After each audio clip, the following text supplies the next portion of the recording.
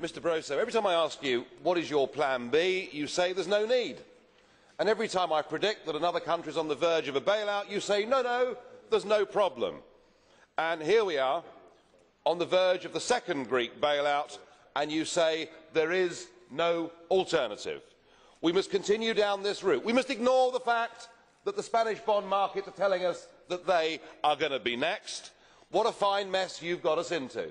You have a 100% record for being wrong with every single prediction about the euro, and when you say today that this package will put Greece on the road to growth, oh no it won't, it will put them on the road to the third bailout, which we'll be discussing in a few short months' time.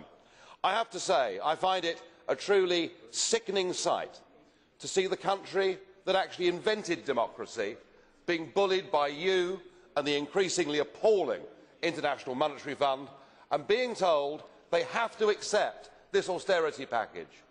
They have to accept cutting their economy to a level that will put them into a total economic depression. They're told there is no alternative to this.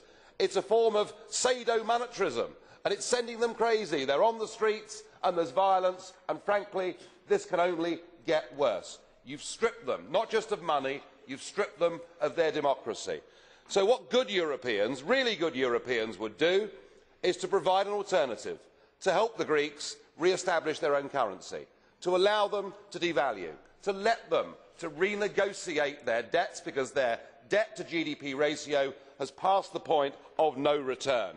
And then and only then can real austerity packages work. Only then will the Greek people accept they've got to make these cuts. If we carry on down the current road, it is the path to social and economic disaster.